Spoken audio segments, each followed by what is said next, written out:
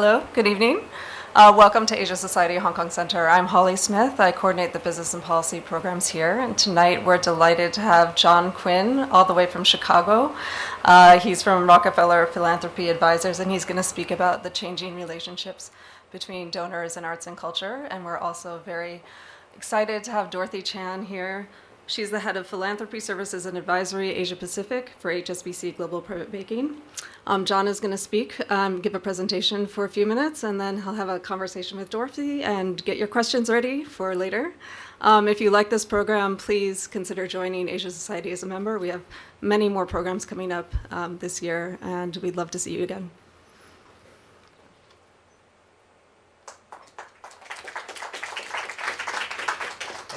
Thank you. It's a real pleasure to be here. Thank you for that warm introduction, Holly, and thank you to the team at the Asia Society for making this possible, and also thank you to Dorothy for whose idea it was to do this in the first place, and this wouldn't have happened without her. So thank you very much for having the insight to start this conversation. And I'm going to do this thing that philanthropy people do sometimes, which is make very big, broad generalizations about something that's very deep and complex. And then I want you to ask us a lot of questions when we get to the question part. But one of the things that Dorothy and I have spent some time talking about is how relationships between donors and the arts and culture sector have changed. What were the things that motivated those changes, and how did donors respond to those, especially in North America and Europe, and how might some lessons from those transitions be useful, not just in North America and Europe, but in a broader global context. So let me start first, before I get into that, by saying that I work for an organization called Rockefeller Philanthropy Advisors. We are a donor advisory and management services firm started by the fifth generation of Rockefellers that spun out of what had been, up until the early 2000s, an internal function that advised Rockefeller family members on the strategy and implementation of their charitable giving. Today we work with more than 100 donors across the world. And we provide three different types of services for those donors. One is outsourced foundation management, where we act as the program staff, the executive director and program staff for donors who often don't want to hire their own staff. In the second area, we provide strategic consulting and research services to foundations and donors. And in the third, we operate donor collaboratives and pooled funds. We're a US-based public charity, but with work all around the world, and we have a long history of working here in Hong Kong. I've been working on projects in Hong Kong for half of the time that I've been at RPA, which is a decade, and I have colleagues that have worked in the region for even longer than that. I thought I'd start us off first by remembering for a moment that the Asia Society and Rockefeller Philanthropy Advisors have a shared history. On your left here, you'll see John D. Rockefeller, very young John D. Rockefeller. He hasn't looked like that in quite some time because he's no longer with us. But who knows, does anybody recognize the person who's in the circle? Anybody? That's JD3, as we call him, John D. Rockefeller III, who was the founder of the Asia Society. So our organizations have a shared lineage, and it's an honor to be here to represent that history and legacy. So now we move into the broad generalizations piece, where I will tell you a bunch of things that you, I hope, will ask me lots of questions about, and maybe dispute my claims vociferously when we get to that point of the discussion. And I want to draw a kind of broad trend in the way that the relationships between donors and the arts and culture sector have changed in the West from the Renaissance to today. Does anyone know who, let's see if I can get this, who this fellow is? Anybody? Want to guess? That's Jean-Baptiste Lully. Does anybody know who he was? He was the court musician for Louis XIV. And so from the Renaissance, and I would argue, and there are going to be exceptions that prove all of these rules that I'm about to argue, that in the West, the model for the relationship between donors and arts and culture has moved from one of patronage to one of institutionalization, where from the Renaissance until about the 19th, 20th century, the model was where donors, and particularly the aristocracy and those with a great deal of wealth, patronized an individual artist, a creator of some kind, who then built an institution around himself. It was almost always a guy. And that model changed after a while. One of the reasons why that model changed was because of the rise of wealth in the United States, which was, of course, organized very differently than it was in Europe. But the US inherited a lot of those donor traditions. The patronage model was far and wide. Does anybody know what this is? I hear some people saying things. Sistine Chapel. So Michelangelo, not quite a captive of the church when he painted this, but not quite a captive of the church when he painted this. The focus was on cultivating individual artists as people who were in service to major institutions and major wealth. And that started to shift over time, and it often shifted during moments of crisis, which I'll get to in a moment. But the exception that proves the rule is the rise of art collection and wealth in the United States and in North America. This is a picture of the Met Museum in New York. It was started not as an individual donor's private collection, but rather a collection of collections. And I think that this was really rooted in a kind of Victorian era desire to educate people and to create spaces where people could learn about the arts as a collective or communal effort. Who's been to the V&A in London? So you know that section of the V&A where they have the replicas of things that you can't see, that you might not be able to afford to go see in Egypt, but you can see the replicas of them at the V&A. So the model here is a kind of noblesse oblige almost, where we create these institutions so that we can facilitate access to arts and culture for people who might not otherwise be able to afford them. It was still very donor driven, but the model was moving towards a kind of socialization. And then the 20th century happened. And I would argue there were two, maybe three hinge moments that really changed the relationship between donors and the sector. One was in the United States, in North America, the Great Depression. That made it harder for individual donors to create and maintain sources of wealth that could direct the purposes of artists and the culture sector. This is a mural by the Mexican artist Diego Rivera that lives inside the Detroit Institute of Arts, which is a fantastic Midwestern American art institution. It was actually sort of co-commissioned by a member of the Ford family, who was a patron of the Detroit Institute of Arts at the time. And you can't quite see it here, but there are some, Diego Rivera was a socialist realist artist, and there are some pretty heavy criticisms of industrial barons on this thing. And it it caused such an outcry that the DIA, the Detroit Institute of Arts, actually put up a little disclaimer in the museum that said these views are not necessarily the views of the institution, they're the views of the artist. But you had this moment in the Depression where in the United States at least, the government stepped in and invested more resources in the arts. And it created a space where greater socialization of funding for the arts was possible. And in some ways, you could say that the government lifted the burden off of the individual and family donor.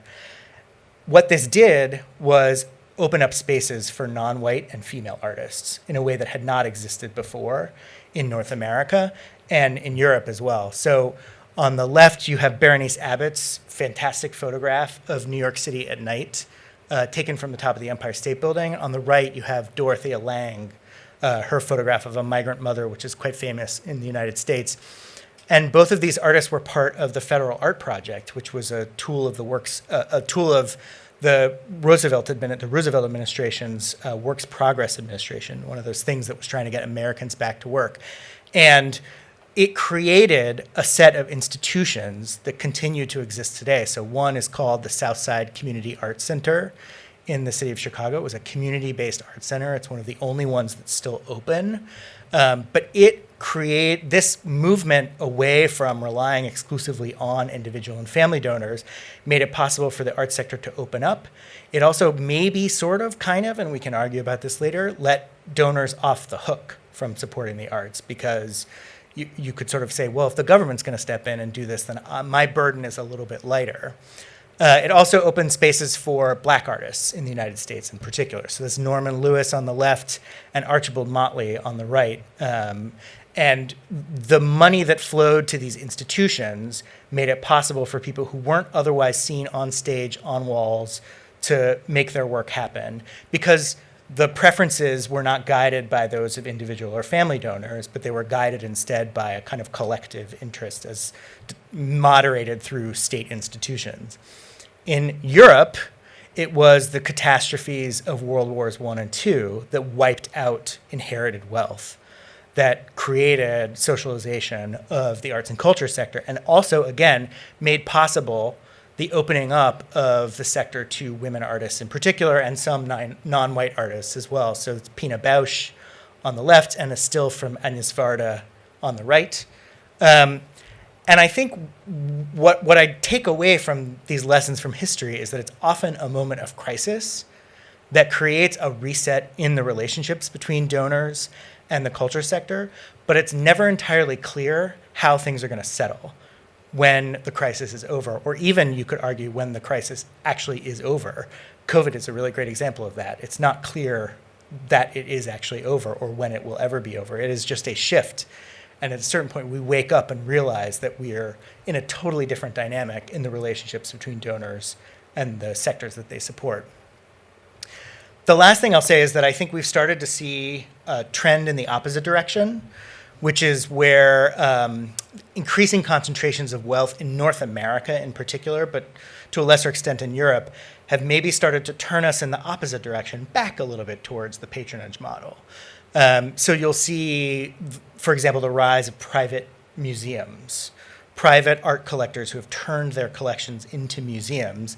On the top left, you've got the Broad in Los Angeles, which is a fantastic museum. If you've ever get the chance to go to LA, it's worth visiting. And then underneath that is the Sumaya in Mexico City, which is Carlos Slim's art collection. He really loves Venice. There's a whole floor of paintings of Venice. It's quite lovely if you get a chance to go. And also, this is kind of a same as it ever was sort of lesson, because there have been private museums throughout history. In fact, museums were private museums before they were public museums. On the top right is the Guggenheim in New York, which, for a long time, that was just Peggy Guggenheim's art. It wasn't a museum. It was just Peggy Guggenheim's art. And then she decided to make it, the family decided to make it open to everybody else. And on the bottom right is the Calouste Gulbenkian Museum in Lisbon, also a fantastic museum if you ever get the chance. But the shift back towards the way things used to be is a reminder that things might seem to be changing, but they, we can still pull some lessons from the past into the present. And I would say in the moment that we find ourselves today, the relationship is quite unsettled between arts and culture sector and donors, because we're coming out of a great moment of global cultural transition because of COVID, which affected all of us, but affected all of us in extremely different ways. And I think there's a rebalancing happening in the sector, but I don't quite know what it will look like. I'm eager to hear what your perspectives are, and I also know that Dorothy has a bunch of questions. So I'll stop talking. Dorothy can come up and we can start our conversation. Then I want you all to, say that you disagreed with me and say patronage is bad or patronage is good or patronage is value neutral unless you have bad intentions as a donor. But thank you again for joining us, and I look forward to the conversation.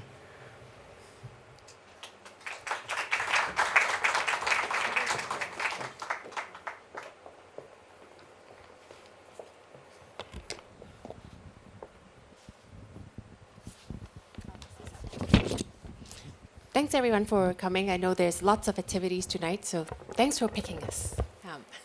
So, Jon, since you ended on private museums, could I pick your brain, or is that a healthy development or unhealthy development in terms of the development of the arts and culture ecosystem? I guess I'd answer that with one of my favorite professors in graduate school, his answer to every question was, it depends. So I'll say that it depends. I think if donors create private museums that are publicly accessible and that feature works that people might not otherwise be able to see, that's a great thing. And if they feature artists that might not otherwise get their works shown in public or sold, that's a great thing. I think if those donors then think, well, now everybody else should also like what I like and fund what I like in exactly the way that I want them to fund, that might be a little bit of a misstep. So if I were working with a donor that wanted to establish something like that, I would advise them that it's your responsibility as the person whose vision this is to ensure that it has the resources to fully fund itself, whatever that might look like. Does it mean an endowment? Does it mean you help recruit other funders to the cause? That might be contingent on whatever the circumstances are. But I would say it can be a positive development insofar as the intentions are in the right place, which is this work that people might not otherwise be able to see? Are we going to make it accessible and available? And are we not, let's just not reinvent the wheel. Like, let's not create a new institution where somebody else might already be able to do that work.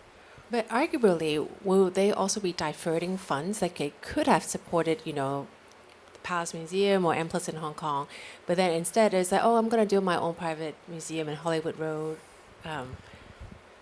Yes. Yes, it could be. It could be. And that, I guess, is why I would say let's not reinvent the wheel. So if there's an institution out there that already exists that is doing what you as a donor want to do, or trying to achieve what you're trying to achieve, invest in those people and that organization and that institution instead of trying to create something that's totally different and might actually turn into a competitor, not just for money, but for eyeballs and visitors and footsteps. So I know some of us in the room have a fundraising responsibility. So if I come across a individual or private wealth owner who has already a private museum, how would you build a case and say, look, we also need your support?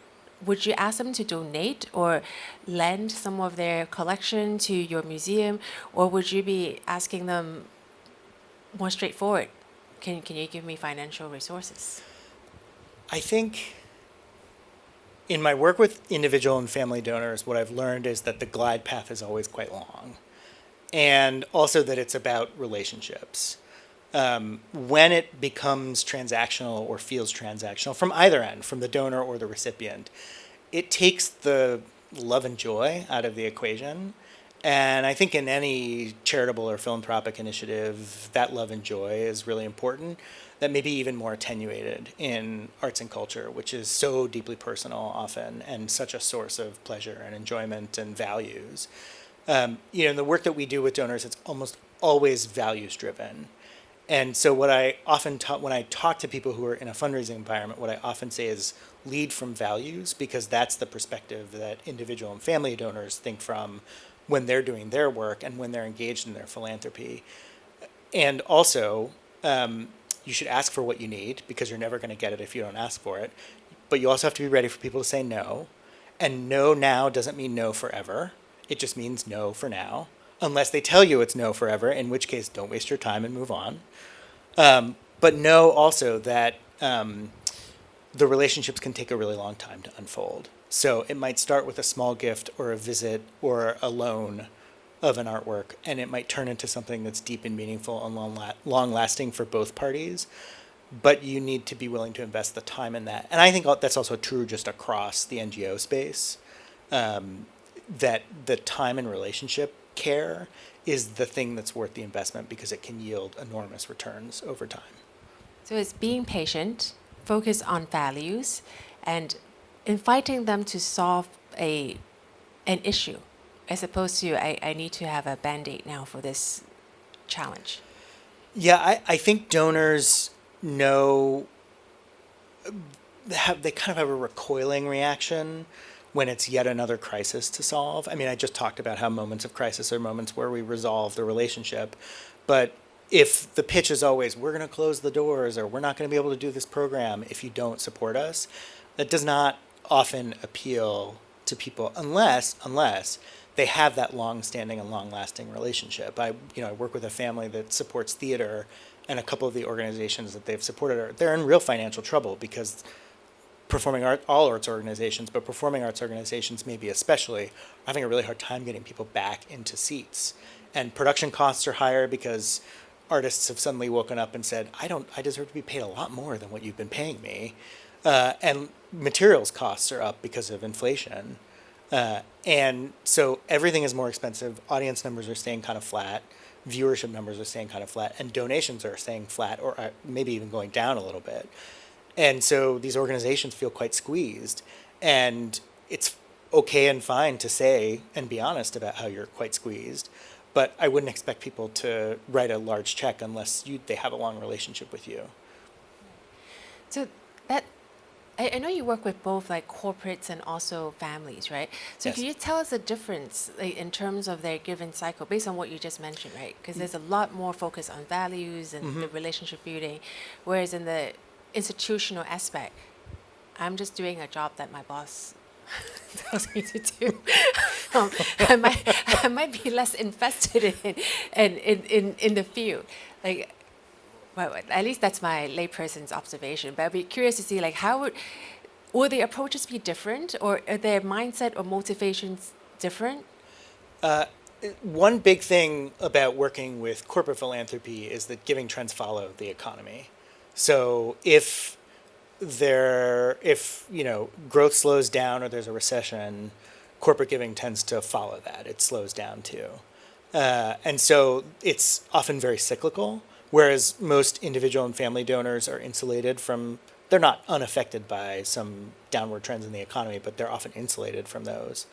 And so you'll see often with corporations, their giving goes up and down like this as the economic cycles change.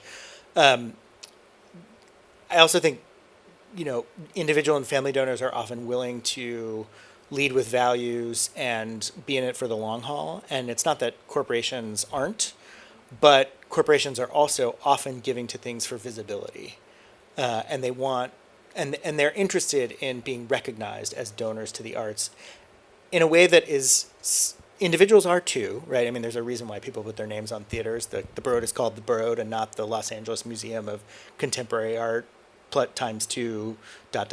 founded by Eli and Edith Broad. People still want recognition, but the recognition is on a slightly different scale and for a slightly different purpose. So on that point, the recognition aspect, my question is about reputation or risk. I think all of you know about the Sackler family and how the Met, they supported one of the Egyptian hall of that. And increasingly, that is a huge risk. How have been organizations managing that? I have started to put morality clauses in major gift agreements. I don't know how enforceable these are. I'm not a lawyer. I've just watched a lot of legal procedurals. Like The Good Wife is great, and I can look out of, the way Christine Baranski looks out of a window makes me really think being a lawyer must be fun. I don't know how enforceable these clauses are, but I have started using those in major gift negotiations, and they're mutual, right? So where the organization can say, if something happens that affects this donor's name, I can take the donor's name off, but also in reverse. The donor can say, if the institution does something that could materially harm my reputation, I can ask for my name to come off of the building or the program or whatever it is. Have you been following the Ken Griffin saga with Harvard? I haven't been following that one, but we had one in Chicago related to the Museum of Science and Industry. Oh, and how did they handle it? Or A long and patient negotiation process. All right. Yeah. So we also need a legal team. That's another. I wouldn't hurt, but actually, that's a good point, because a lot of smaller institutions can't always afford that. Right. And so it's maybe a note of caution for smaller organizations is go gently into the naming and negotiation process. Right. So bringing it back closer to Hong Kong, I think when we talk about cultural institutions, a lot of them are still very dependent on government funding. And there's a need to get, I think it's not a need, but there's a desire to mobilize more private wealth to help supplement it, or get even, as you mentioned, getting people back into the seats for ticket sales. What are some trends, or what have been some successes you have heard in terms of organizations in that sector, mobilizing the public or just awareness to get the funding into institutions? Yeah, I think it's interesting to think about where the parallels between the experiences that you're talking about and the U.S. work and don't work, and even in Europe where they work and don't work, especially in the U.K. where there's been a huge, austerity Britain turned into a huge decrease in funds for arts and culture organizations, and they had to go out and rely on members of the public for major support. I mean, one big trend, I think it's kind of an obvious one, is the membership model, where you basically make small patrons of the people who give to you, and you ask for a consistent source of funding. Museums have been doing this for quite some time. I think even more, I'm seeing performing arts organizations adopt a membership model where you become a sort of certain type of subscription supporter, and you get a certain preference of seats, or you buy a certain level of giving support that gives you some kind of recognition or special access to the artists or performers or something like that before and after the shows. That's another big one. I think one that I'm also seeing is messaging around we're serious that the government is not actually going to be able to fund us completely and fully. I don't know. I think donors still have trouble understanding that, especially if they're in an environment where government has had this enormous role in the sector. But that's a one-on-one conversation more than it is, I think, a public messaging. And then the other thing that we're seeing, especially, is that I feel like I'm seeing is these sort of programming blockbuster sort of exhibits at museums or blockbuster shows, kind of tentpole, you might call them, to borrow a Hollywood term, like tentpole things that will allow you to subsidize essentially the other maybe loss leader work that you would program in other parts of the season. That's interesting, because I've been hearing from some organizations that the way they're funded, if I receive funding from HSBC, for instance, for this exhibition, I'm only allowed to, fund that exhibition. I cannot cross-subsidize other institutions. That's probably true. I think where I've seen sponsorship gifts, you can only fund that gift can only be used for that particular exhibit or event or whatever it is, but often that can generate sufficient returns from ticket sales or other individual or small donors giving to the project, where it generates enough revenue that other things could sell fewer tickets or get fewer eyeballs, and that's okay if they don't make all of their money back. Right. So it's from the ticket sales, it's from the commercial sales, good sales, that they can cover the rest of the operation. Yeah. Oh, interesting. What about the Met Gala? What about it? Because it has raised so much funds Yes. for the Met, right? And actually, Michael Spence was in Hong Kong last week, and he also talked about when people give, it's the recognition that you mentioned, it's the socialization, it's getting to meet other donors in the crowd. That's what made Met Gala very successful. And I'll be interested in hearing your views. Is that a benchmark that organizations here could consider? Or what are the secrets to success? Yeah. Anna Wintour would be one of them. But she's an N of one, so I don't know that that's exactly replicable. I mean, I think one of the, I think I would agree with what you said about what Michael Spence said, in that this is relational work, and donors often like to learn from each other, and sometimes like to socialize with each other. I think there's always a fine line where it feels like it goes from being fun and interesting to an obligation, and it's, that line is different for every single person, so it can be very hard to navigate. I mean, the Met Gala may be one of those things. I haven't actually looked at the numbers for this, but it only funds the Costume Institute at the Met. It doesn't fund the entire museum, but I'm sure it raises so much money that it relieves a little bit of the fundraising pressure on the rest of the museum. It's not like they can use the money for other things, but I'm sure it makes them feel a little bit better that they're not gonna. It attracts other donors, right? I mean, I think a lot of people know who the Met is already, but when they see Ayo Edebiri in an amazing gown, or Rihanna in a giant Gautier, they're going to think that that's a place that they might want to visit. So I'm sure it draws foot traffic to that space. It's ultimately a question of resources, because that thing costs so much money to produce and it takes so much time to produce that you have to have a sufficiently large team that can really just focus on that. And events like that. Those of you who do fundraising and event planning, that's a special, very special skill. And the people who do that work are real heroes, because it is, to create an experience is hard. And so I think if you're in a resource-constrained environment where you have to choose, where you might not be able to do everything on the menu of donor cultivation, that might not be the one that I would start with necessarily.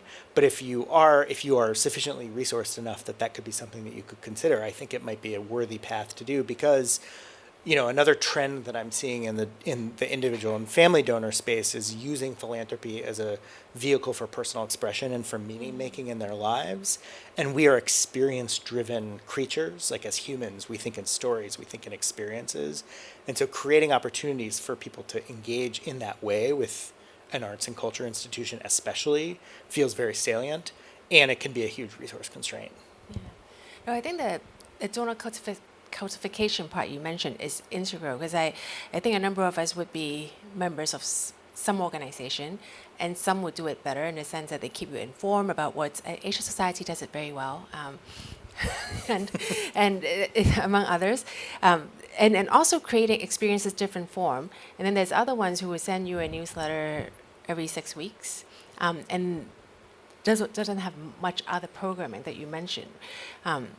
So based on what I heard from you just now, is it fair to say that you need to get your members, regardless of where they're coming in as donors, to come to your activities, spend time, help them connect them with other like-minded individuals, and create tiered experiences for the ones who really have been a big patronage?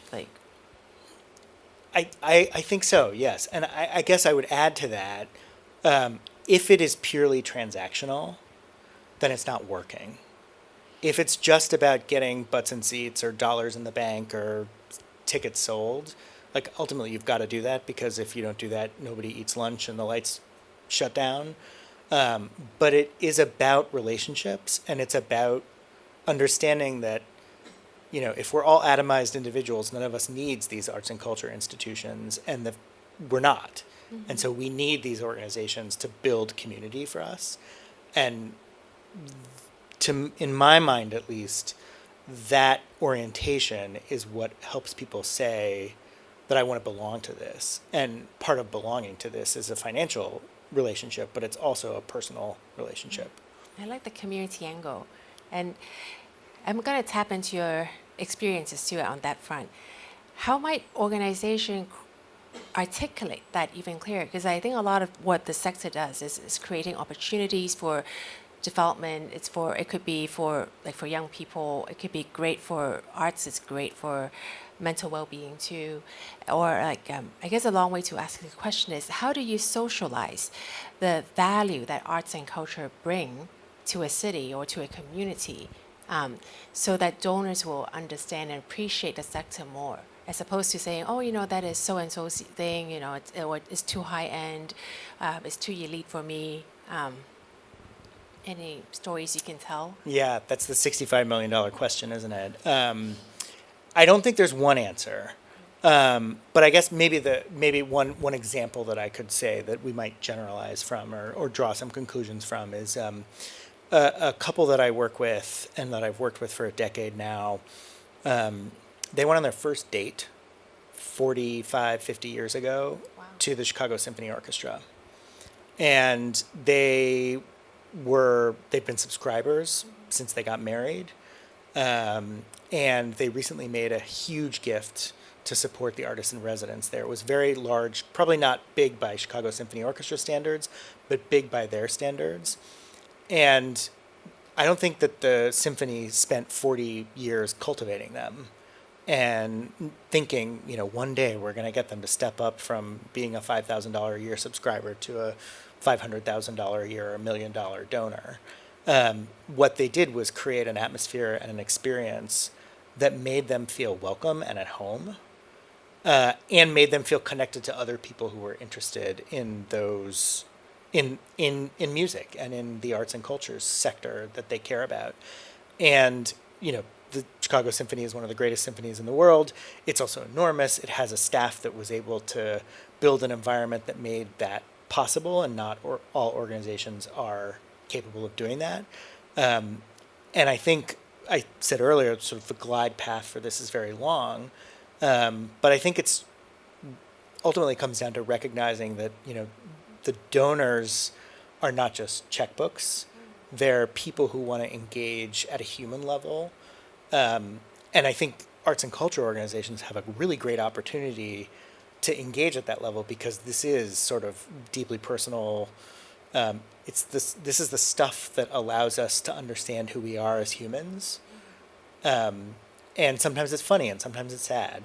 But you come to these places to be changed in some way.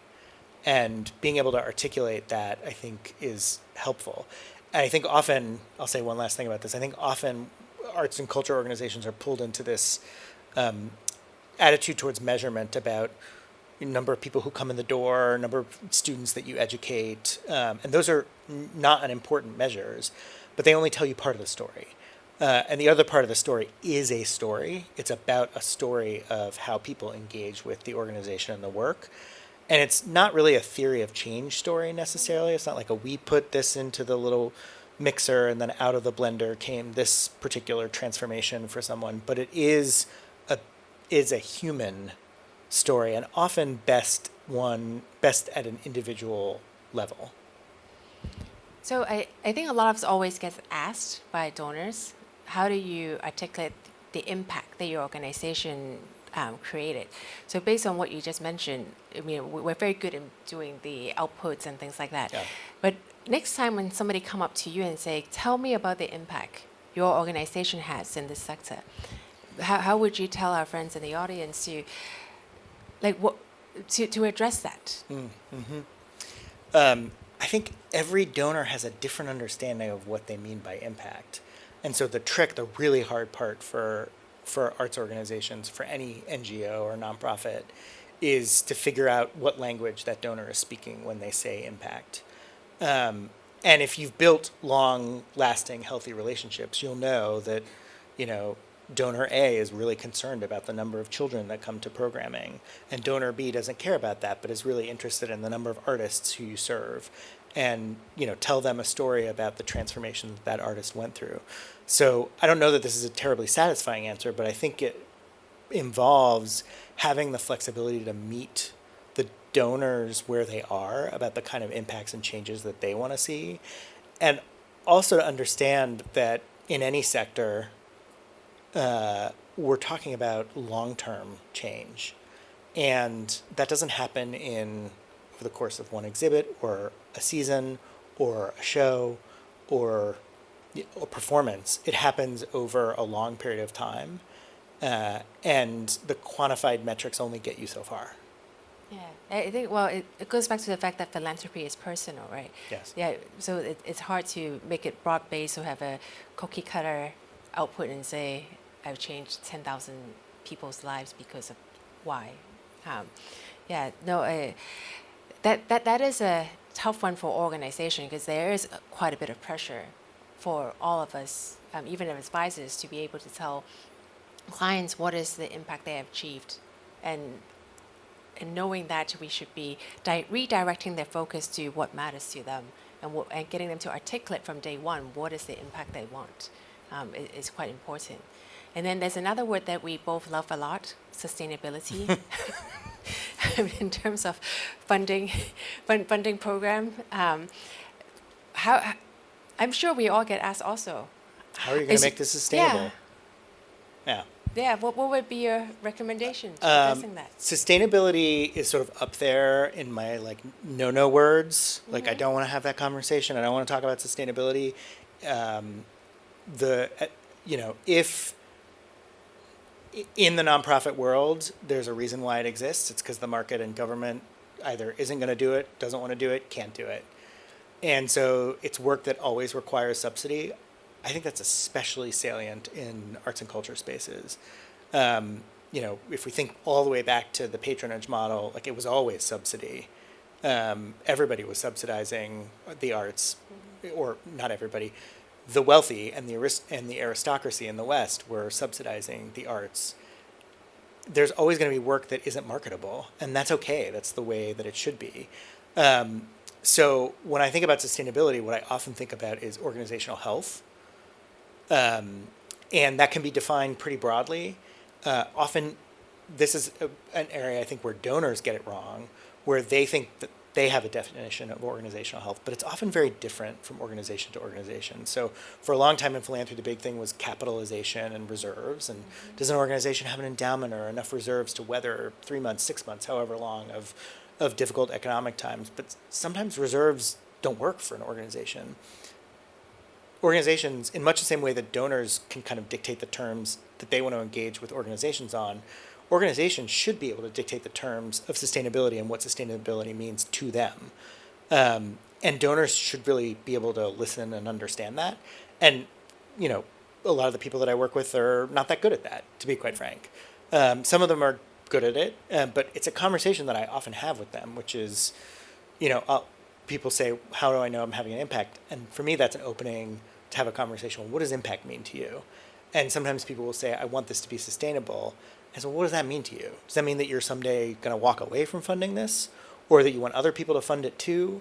Well, if so, then what are you going to do about that? Are you going to do about that? Not just the organization, but the donor. What are you as the donor going to do about that? If I flip it around on the donor side, right, you mentioned that they should start with, what is their intention? If you were to advise an individual or family with the intention of supporting arts and culture, blank sheet of paper, sort of knows that I love classical music. Let's just give it that example. And I do want, but I have no idea where to start. How would you advise them to work with the social sector or the arts and cultural institution? One question that I often start with is who is doing what and for whom. So if you say, let's say classical music, for example, what kind of classical music, for whom, what change do you want to see, who do you want to work with? Those are the kinds of questions that I often start with, because donors often have the luxury of being able to go and do whatever it is that they want. So is it a particular, in the classical music instance, is it a particular instrument? Is it a particular type of work? Do you want to make sure that Jean-Baptiste Lully continues to be performed around the globe forever and ever? That's a fine goal if that's what you want. But part of what I always try to do is start with sort of what motivates you and why, and spend a lot of time on that inquiry place. Because, again, I'll probably say this about 1,000 times, donors always lead with values. And getting that values, articulating those values, getting that out is a way of understanding what that intention is. And also, I think being really honest about that intention, because some people really want to put their names on buildings, and that's okay. It's okay to say that out loud too. Like I care about this organization. I want to put my name on, a seat, the building, whatever it is. And I think building trusting relationships makes it possible for people to feel like they can name their intention. So what if the donors started out because they were told to give to an organization, which happens in Asia, and how would you cultivate them afterwards? So their first gift was not genuine, like it didn't came from the heart. Mm-hmm. Like if I was an organization, how do I move that from an obedient citizen to somebody who is actually engaged? I think one is recognizing that you might never be able to move them to that. And knowing, and also being able to kind of trust your gut if it's a one and done versus something that might endure. And then the second, I guess I would sort of think back to what we were talking about earlier, which is, are you creating an environment and experience where they feel like their values show up and they are valued as part of the community? And are you creating an environment where they feel like what they're doing is helping sustain and grow that communal notion? And the social expectation and obligation to give, I think, exists in various forms around the globe. It's not always great to say exploit that, but that is still, like, money is money, and it helps keep the doors open. But I think having the keen eye to sort of recognize when that's what's going on versus when that's what's going on, it can turn into something sustainable, is a really important lever. And I don't think there's a good heuristic that you have for that. It's often just a judgment call. Right.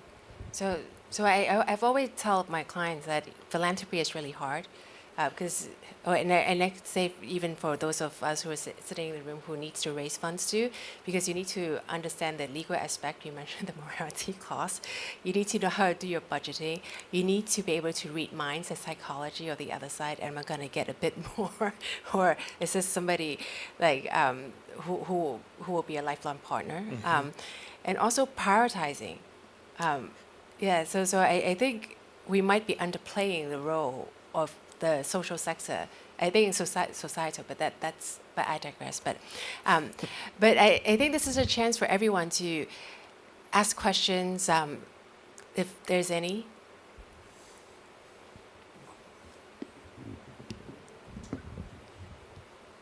See one? Yeah, Enid. Yeah.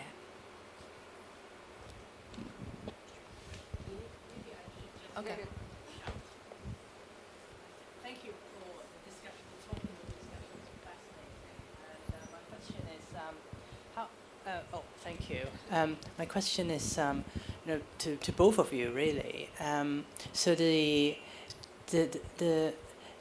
because the philanthropy field in Hong Kong is quite young, I suppose, in the arts world compared to the US.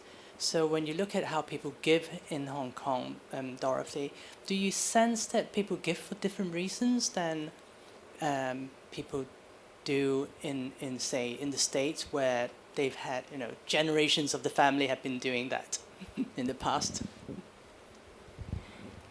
I think philanthropy has been, giving has always been in Hong Kong's DNA. I would say giving. Because philanthropy is really about solving problems which are much more structural.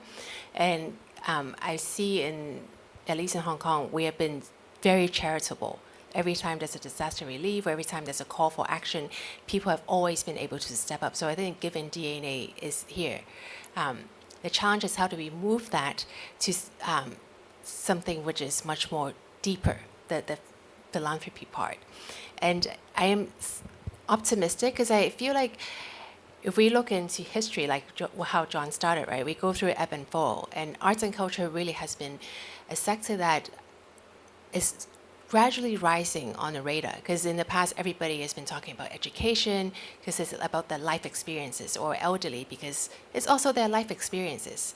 But now, because I guess some of the work that you're doing in, just reporting about the sector, also the government push in establishing Hong Kong as an arts and cultural center, there's awareness.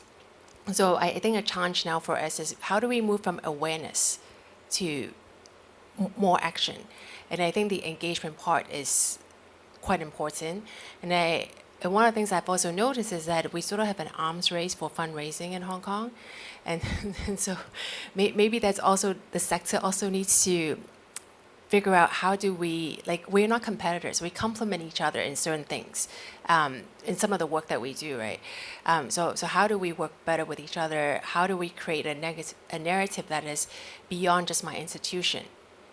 It may appeal to some individuals' hearts that you are doing this for our next generation, or even the city's economic development. Can we bring some of the conversation to that level as a sector before you dive in to, oh yes, please support my organization because I do X. I think maybe just one thing I would add is what I see, and this is not universal, but quite a few of the donors that I've encountered or worked with, there's a big focus on KPIs, and that's a difficult thing to translate into the arts and culture sector. I mean, you can, as we said, talk about, people who come to things and see things and, the number of people who visit, et cetera, but that only tells you so much. So I do think that's another challenge that I think arts and culture organizations have to navigate. And I can share an experience where I have a client who has been giving to the arts and culture for the past 15 years. And among her grantees is one organization she's been given to for the past 6 years at least. And then she came to us one day and it's like, I feel like I have zero impact. Like, what have I done? And I know the organization that she has been funding, and I know at least 5 people who went through one of their programs. They went from very disorganized teenagers who have no concept of time, no concept of responsibility, to individuals who actually knows this concept of responsibility, who's went overseas for cultural exchange and saw that how they actually transformed personally. And 2 of them are now dedicating time to use art to integrate into their social service work. And when I told the client the story, she's like, how come the organization never tells me that? And I said, because you ask them for annual reports. Your annual reports is just putting a number of students trained. You haven't asked them for these stories. I mean, to be fair to the client too, the organization only started to gather those stories in recent years. But I think sometimes we're so focused on the numbers that we forgot the narrative side. And the narrative side, I think it's also important that the platforms or the mediums, because I think, I tend to work with slightly more mature individuals, so they watch videos, they watch TVs, so they read newspapers still, and then they will be saying, oh, is this story true? Can you help me do due diligence on it? So getting onto those platforms where they actually hear the stories and see the stories matters.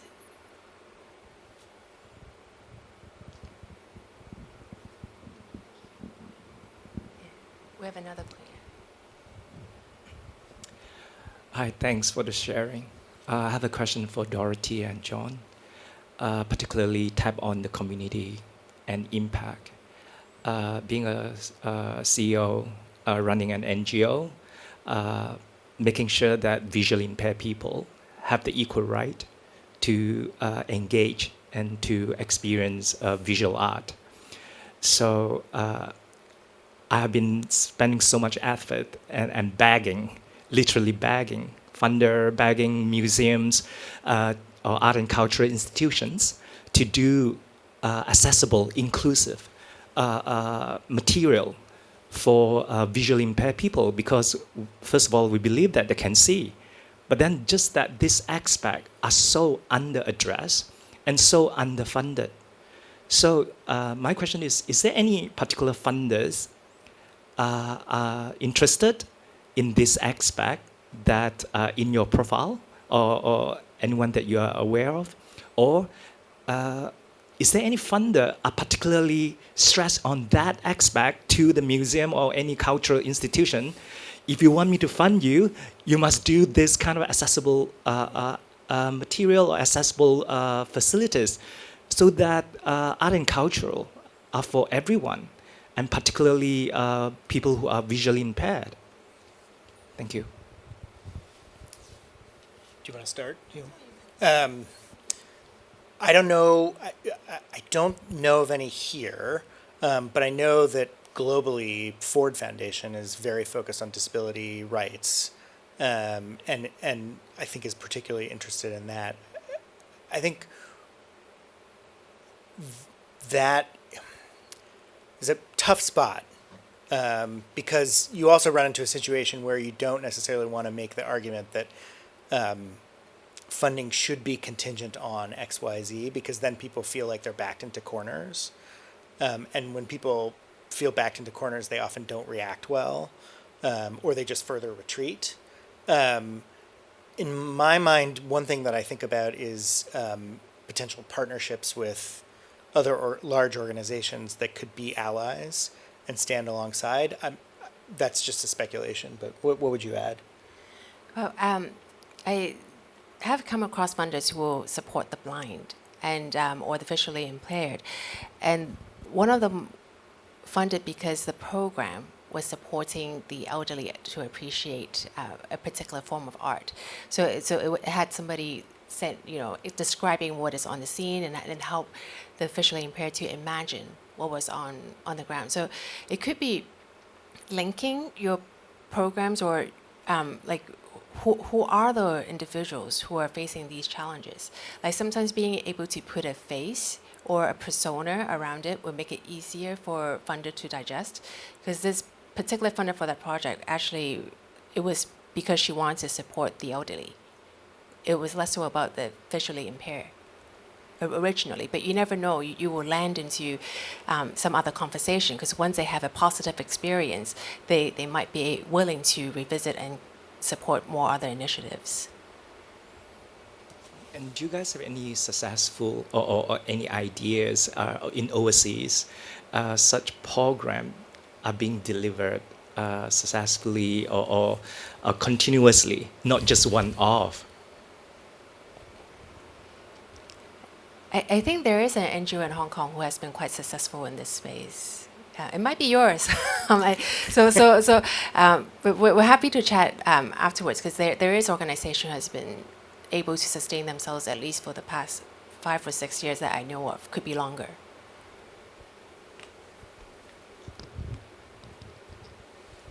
Hi, thank you so much again for your sharing today. It's been very interesting. I'm also a CEO of an arts and cultural NGO. And I guess my question to you is, you're asked by your clients to recommend organizations in the sector that satisfy or that meet their interests and values.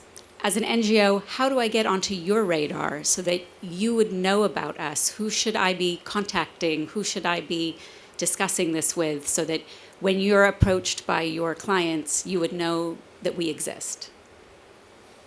Great question. I get asked that a lot. And what I often say is, well, now we know each other, or at least we can after this when we can talk.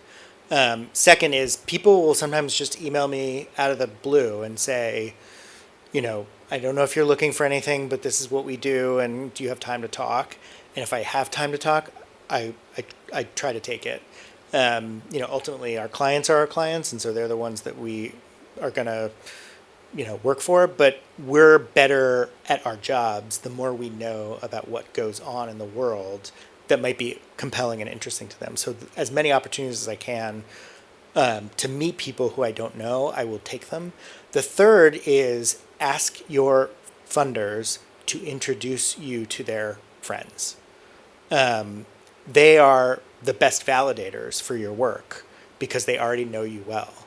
And so I think it's always okay. It's awkward sometimes, but it's always okay to say, is there anybody that you know in your circle who might be interested in this work? Can I meet them? Or can you invite them to an event? Or would you host a dinner that I could come to?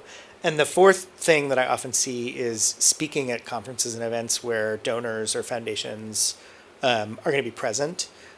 Because again, donors like to learn from each other. And so especially if you can get a funder to take you to a conference with them and say, look at this great work that I funded, that can be a good in. So those would be maybe 4 things that I would offer. What would you add? LinkedIn.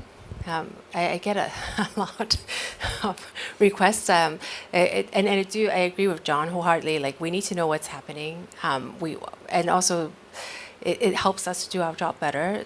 So LinkedIn actually is a great platform. It requires some searching and mining, but patience, capital, and also similar to your funders, it's your board members, because a number of them actually have access to advisors, to bankers, their lawyers, their their accountants.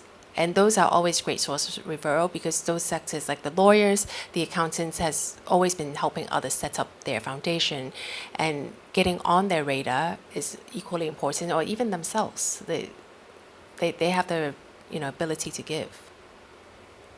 That's a really good idea. Thank you. Thank you.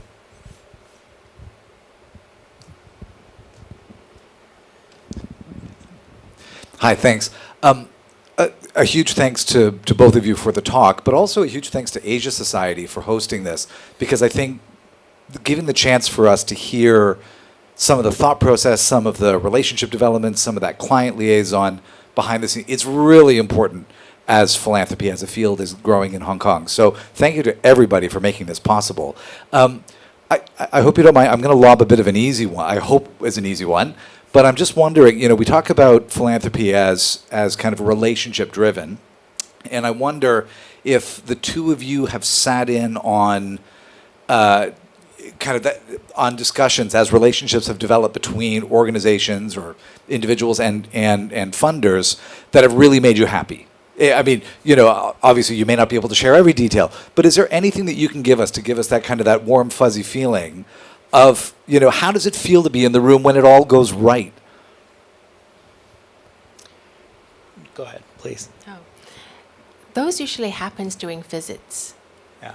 Yeah, like I think 99% of the time when I bring a client or when a client actually sees the work that's being implemented, their faces is amazing. Like the joy and it's undescribable. Yeah. Yeah, I site visits, that's a great one. I think for the families that I work with, it tends to always end up being about the people who are doing the work. So seeing the work, but also seeing the people that do the work do the work. So, it's great to go on a site visit and see people who are benefiting from the work. But when you can see that moment of, oh, I'm really hearing what this program manager or executive director or CEO is saying, and they're developing a relationship that is not necessarily just about, tell me about your KPIs and to whom did you deliver services. It becomes about, wow, that was a really cool performance, or that was a really neat exhibit. Those are the moments where you sort of feel that shift. And it's often, about an experience. To Dorothy's point, it's about that moment of being able to see something in person.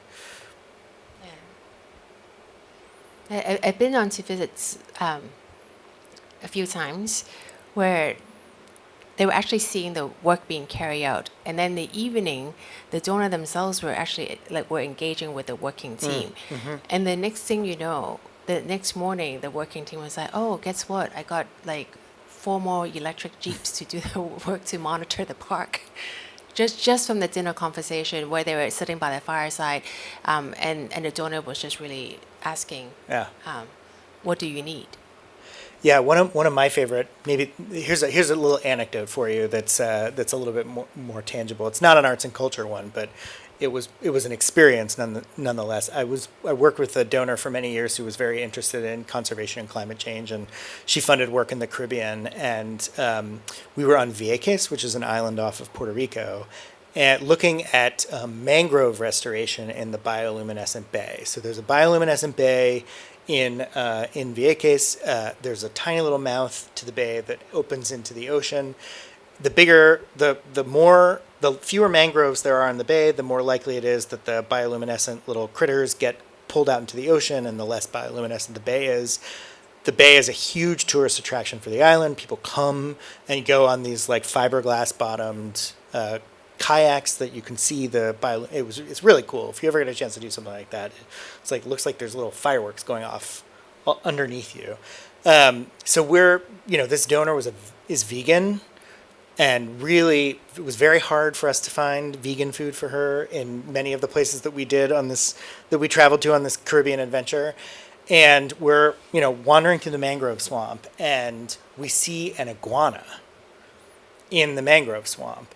And this was when I learned that iguanas are an invasive species in Puerto Rico, that they were brought over as pets, and there's no natural predator in Puerto Rico, so they reproduce like crazy, and they're actually very bad for the mangroves because what do they eat? Vegetation. So we were planting these little mangroves, and the iguanas, would come up and eat them. So my donor, her first reaction was, "Oh, look at that cute iguana," and then when the program manager told her because he had pulled out a machete to kill it, and she said, "Don't kill the cute iguana," and then he told her what the iguana was, and she said, "I'll go with you." They never found it. It got away. So we didn't witness that. But that was one of those moments where she got what the work was in a way that was visceral for her, and made her contemplate doing something that she would never do. That's maybe not a bar that everybody should strive for, but animal death is not necessarily what we're looking for here. No, I think going to the Arts and Culture Center, I just remember I had one client who went behind the scenes for a show, and she was just speaking with all the technical staff who are all young people, and for her that was the biggest joy. She saw the performance, thought it was a good show, but the interaction afterwards, and she thought, oh, I didn't realize trapdoor could be like this, or like what you need to do, the physical labor involved in that. So it was a very simple engagement from the organization side, but the impact it had, or the impression it left on the client, was long lasting. It was sticky. Yeah, very Yeah. sticky. Yeah.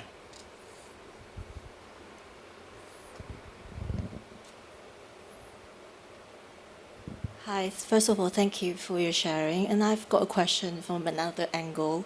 I'm still trying to formulate my thoughts, so I'm probably not as fluent as I normally would be.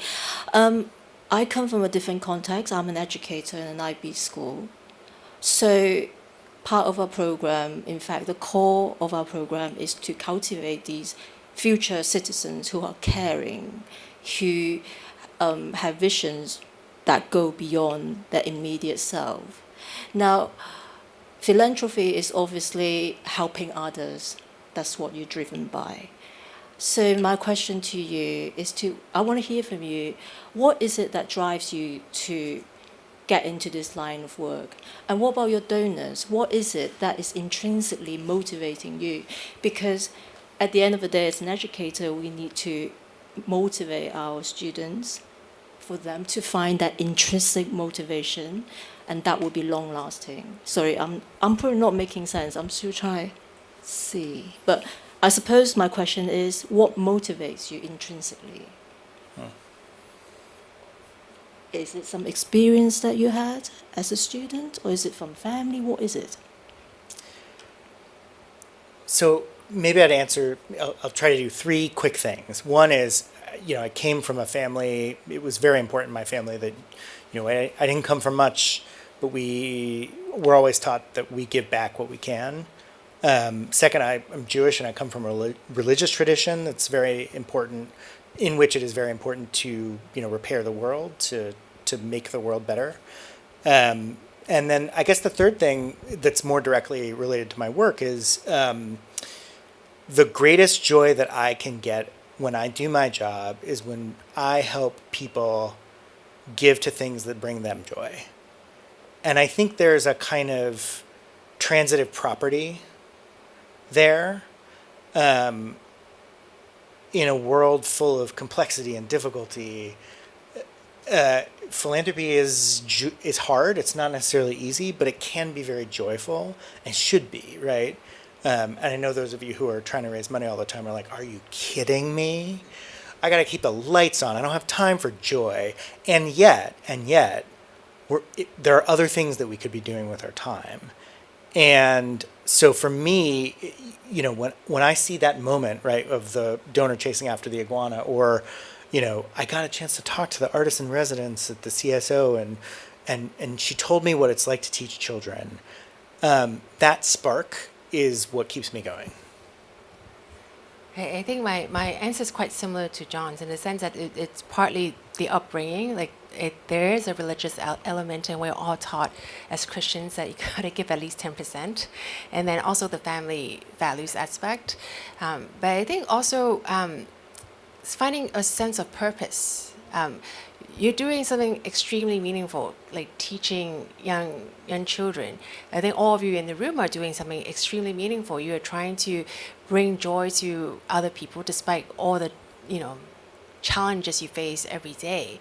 And for me, like I think like it's trying to find meaning. Like how can I contribute to, this imperfect society that we live in?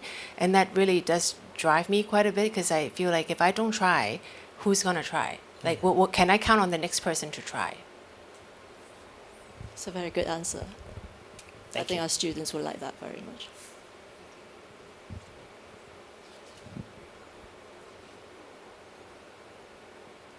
Yeah.